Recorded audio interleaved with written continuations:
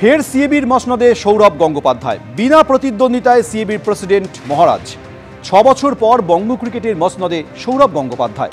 বিনা প্রতিদ্বন্দ্বিতায় বঙ্গ ক্রিকেটের দ্বিতীয় ইনিংসের সূচনা মহারাজের।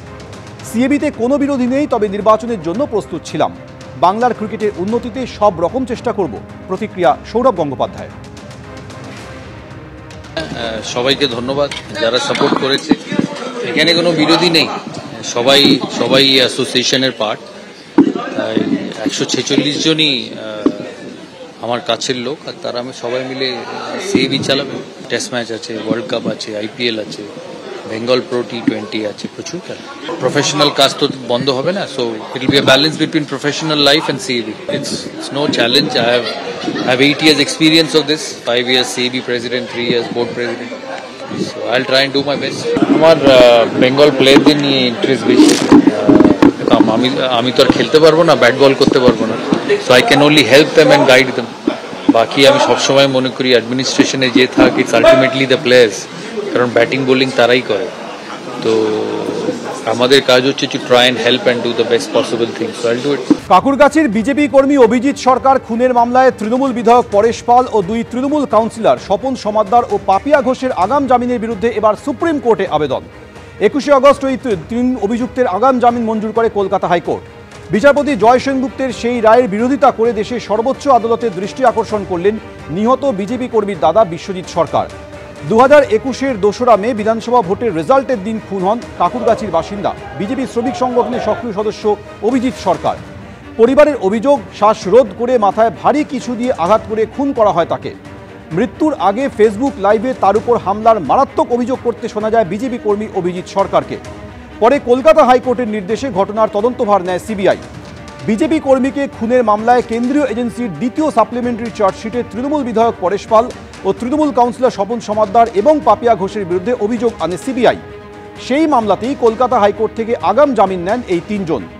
এবার সেই আগাম জামিন খারিজের দাবিতে সুপ্রিম কোর্টে আবেদন করল কাকুরগাছির নিহত বিজেপি কর্মীর পরিবার। আগামী সপ্তাহে শুনানির সম্ভাবনা আছে।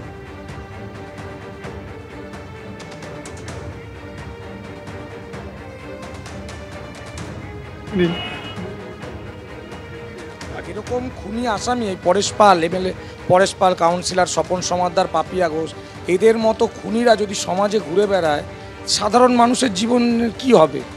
তাই এদের এই সব খুনিরা যাতে জেলের মধ্যেই থাকে এবং আমার ভাই যে খুন হয়েছিল সে সুবিচার পায়, বা আমরাও যাতে এই পরিবারটা সুবিচার পায়, তার জন্যই আমরা মহামান্য সুপ্রিম কোর্টের কাছে গেছি এই যে বেলের অর্ডারটা তার বিরোধিতা করে।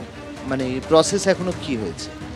মামলা ফাইল হয়ে গেছে, তাদের নোটিশ ইস্যু করা হবে, হ্যাঁ হিয়ারিং হবে।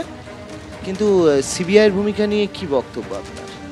বেশ কিছু ভুল রয়েছে, এটা তো মানে কোনো জায়গা নেই এটার পিছিয়ে যাওয়ার, অনেক কিছুই ভুল এরা করেছে, যার জন্য আসামিদের সুবিধা হয়ে গেছে। এই পরেশ পাল, স্বপন সমাদ্দাররা আজকে যদি একটু ঠিক করে তারা তদন্ত করত, তাহলে কিন্তু আজকে এরা জেলের মধ্যেই থাকতো।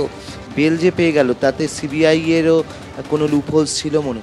নিশ্চয়ই ছিল তো বটেই। আমি তো এখনও আপনার কাছে বলছি যে তারা যে চার্জশিটটা দিল এবং ব্যাংশাল আদালতে গিয়ে বললো অ্যারেস্ট করার প্রয়োজন নেই, তারা তদন্তে সাহায্য করেছে। কতবার তদন্তে তারা গেছিল, সেখানেই তো দেখুন না ফল্ট আছে। তো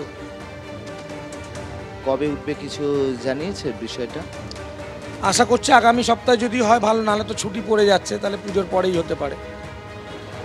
আগেও বলেছি, এখনও বলবো একই কথা, সে তার যতদূর যাওয়ার, যেখানে যাওয়ার ইচ্ছা যাক।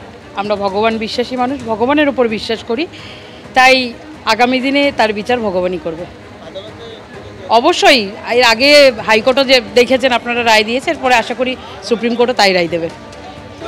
এগুলো আইনি প্রসেস। ওরা মানে পরেশদা, পাপিয়া, এরা নির্দোষ।